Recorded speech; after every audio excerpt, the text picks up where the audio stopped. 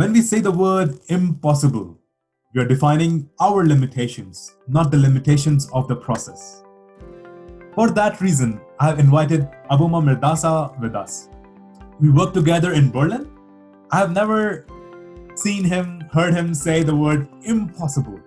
He's always like, okay, let's see how we can solve this problem on the whiteboard.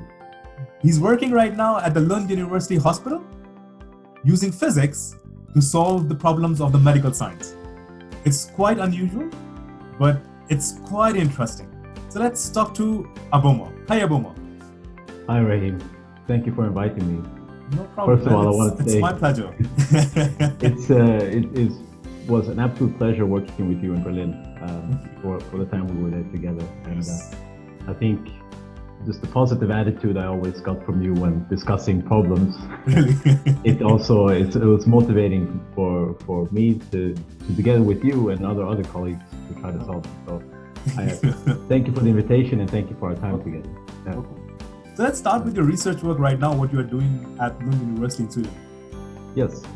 So I have a training in technical physics, specifically in how light interacts with matter, and how we can use light to understand things about materials. And this could be in material science, which I was doing in Berlin and during my Ph.D. But now I'm employing it to look at human materials or tissue. So we're trying to develop methods to use light non-invasively, meaning that you wouldn't have to do the surgery to look at, for example, tumors, to try to determine how big they are, knowing then how much we need to take out, what the doctors need to take out, and other diseases that can be hopefully diagnosed without the need for surgery. So I'm trying to find these new methods using light, and sort of spectroscopy is the field where all these methods are they fall under. It's the right time to use spectroscopy, yes. Yeah. And it's nice that your research is directly affecting the people in need, like we would be able to see the tumors with the light without having to go for long surgeries before that. I think it's quite interesting. So let's come to the problem-solving aspect of our conversation. Sure. How do you define problems and how do you solve the problem? What are the step-by-step methods that you solve the problems? Well, I think specifically, of course, it depends on which background you're in and what skill set you have and what you're trained in. But I think the first and foremost important thing is to be able to identify the problem. What is it exactly, as specific as possible? What is it exactly that we are trying to solve, or what is it that we're trying to detect or diagnose, so to say? And from there, you just go backwards. If this is the problem, how can we generate, let's say, a signal or something in the field that you're working in that to tell us whether it's A or B, good or bad, or whatever you may. And then you sort of take steps backwards like this, where you then have a goal of generating that signal in the second step. And then in subsequent steps you take back, you eventually get to the point where you then develop the method in order to generate that signal. So that could involve many steps, but you want to get to the point where you know what to do practically. What do I need to build in order to get there? Of course, this can take months, this can take weeks or a day, so but it should be stimulating, it should be fun. This is also important because you can get very discouraged if you don't keep the motivation up there. You can find the solution. It is out there. The solution is out there, but it's just a matter of whether you can find it or not. I think that's the right attitude we need to keep. That solution is out there. But just to repeat what you said, we need to define the final goal and work backwards towards it. Not what I need to do, let's try this, try that. But going backwards would give us a step-by-step guideline that where we need to be, but what we can do today to solve that. In a specific context, or Maybe you can give us an example of one of the problems you solved, or you build a PL microscope in the lab. Yes. Well, as a spectroscopist, you can kind of work with many different people in different fields. So it first and foremost starts out with having a proper communication with an expert in the field. It could be with someone who's, for example, making solar cells. I need to understand. I need to discuss with you, for example, you know very much about solar cell devices.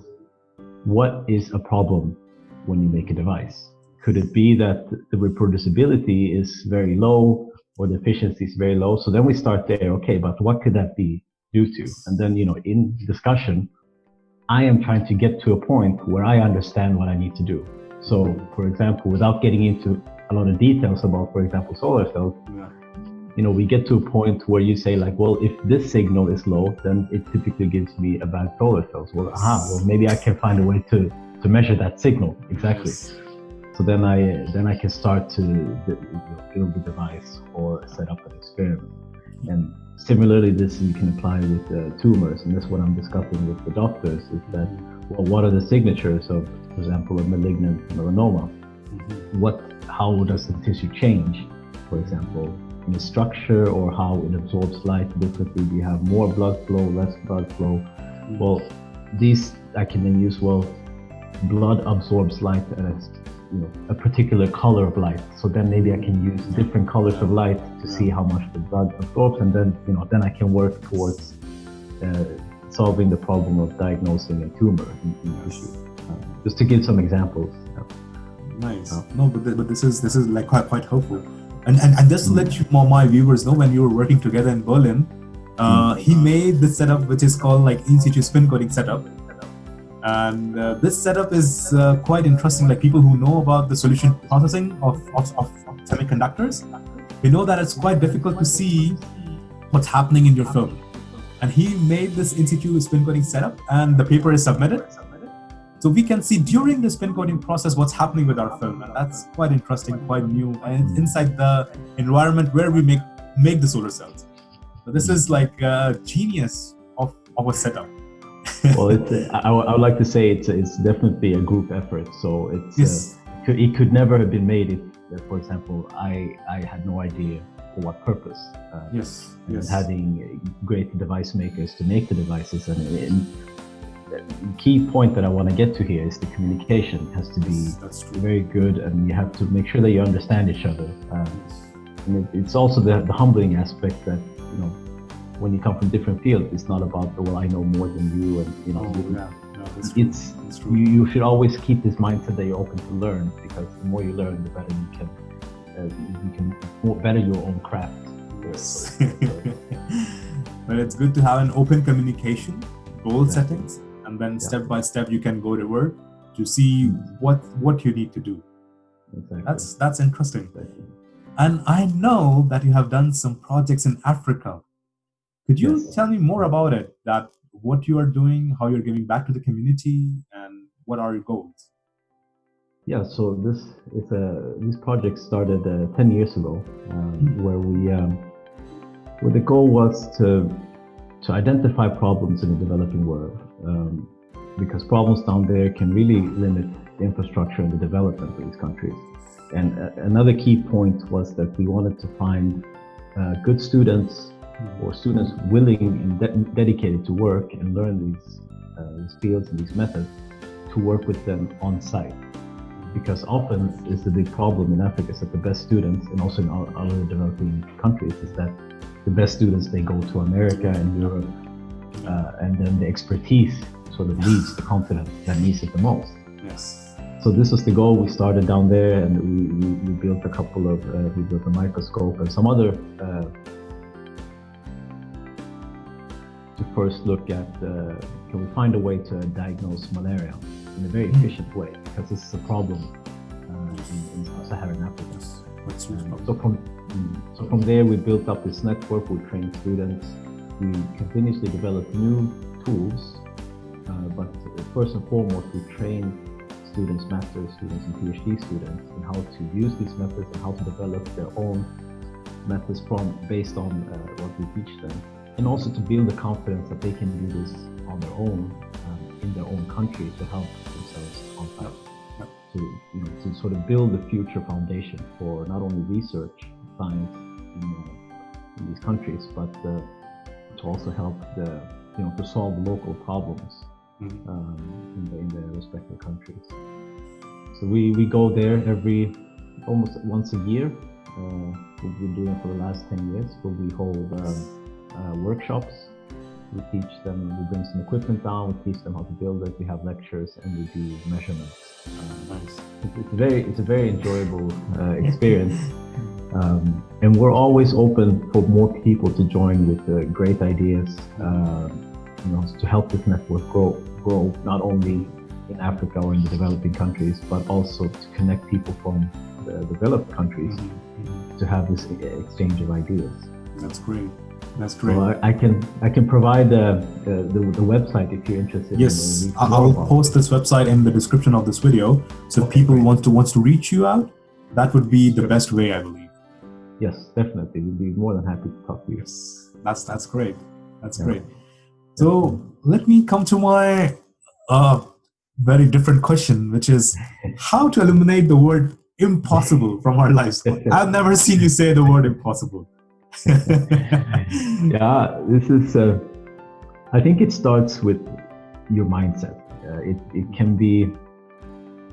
It's not only when solving scientific issues or anything. I think it's a certain mindset you can have, you choose to have. When you're approached with a problem, you can either find reasons for why it won't work, or you can find reasons for why it will work. So I always had this mindset that it will work. I just have to find the solution. Find a way, yeah. And this is the same. You can even expand it to your own personal self, how you live your life. Yes. You can always find an excuse not to do something, and then not do it. Yes. And then you don't progress in life. Yeah. For example, it could be working out and losing some of these extra kilos that you can always find a reason to stay on the couch. Yes. It's raining, but today I'm sleepy. That's the most reasons I give myself, like, maybe tomorrow. Exactly. But if we come back to the whole the solving problems, it creates a different, you generate this sort of different attitude that also is reflected in that others working with you, that they see, is that you always try to find a solution. I mean, eventually you will find something. You will, of course, I don't want to say anything. I'm not saying it's, I don't like to say it's impossible. We have to be realistic. In some cases, we might not be able to find a solution. I think that's a different thing than saying that it's impossible. Maybe someone else will, but maybe we can take it to a certain point where someone else can further build on it. Nice. So I think it creates a different environment in your team. You have this sort of attitude that, well, let's find the problem. Let's find a way to make this work. But then also being realistic that, well, we should know our limitations. Yes. Yeah. But that's incredible that we have to have a good mindset, but a noble thought as well, that if we won't be able to do it, we should take it to a level that someone else can pick it up and find a solution to that. This is incredible. I mean, I like this idea of having a good mindset and a collaborative mindset. So growth plus collaborative mindset. It's very important. I think it's quite important. Yes. Yeah. So coming to my last question, please go ahead. No. I just wanted to say, like, this also is reflected in your willingness to help. Yes. If someone approaches you with a favor, or if you can help them with something, again, you can find an excuse of why you can't, or why you can, right? Or you can make it work. And if you continue to do this, eventually people are going to see you as a person who's very helpful, and they're also going to be willing to help you more. Yes. So it spreads in your surrounding, and it creates a better society. It would be a good pandemic, I believe, that if it spreads around like this. Exactly. Yeah. So coming to my last question, which is, what would you suggest to the people or students who are in the college right now, who are about to graduate or just started college? What key skill sets they should focus on during their college years, because I believe that what we are taught in the university might get obsolete, or it's not like industry wants that exactly the same skill sets which are being taught at the university. What skill sets should they focus on? Yeah, I think the answer to that question is kind of summarizing the things that we've been talking about. I think in any industry, whether it's in science or in banking or anything, it's about if you're very good at identifying a problem and then solving it. This is a great skill to have. I think this is essentially what whether it's in business, in commerce, whatever it is, you're trying to find like how can we, just starting with this, how can we? This is identifying like what a problem is, and then finding ways to solve them. So, of course, if at a very early stage, even if you don't know exactly where you want to be and what you want to do in your life, I think the skill set of being able to solve problems is something very valuable. And it could just be, if you like to do puzzles. Puzzles is a great problem-solving exercise. Whether it's puzzles on, physical puzzles or mental puzzles or mind puzzles and so on. This is something even with the, I'm about to have my first child. I'm thinking, how can I buy toys? Toys that my child already at a very early age can solve problems. Because I really think building this type of skill set from an early age could be very valuable in any field that you do. So this is something that I can say in general for anyone who's studying, that I feel this is something important to a type of skill set to learn. I would suggest. Yeah. That's great, Aboma. Thank you for taking out time. I think we have learned a lot about problem solving, your projects in Africa, and your humbleness, and the pandemic you want to create about helping people and having a growth mindset. I think it's amazing to talk to you, Aboma. So thank you, viewers, for tuning in. And as always, be happy and enjoy the surprises of life.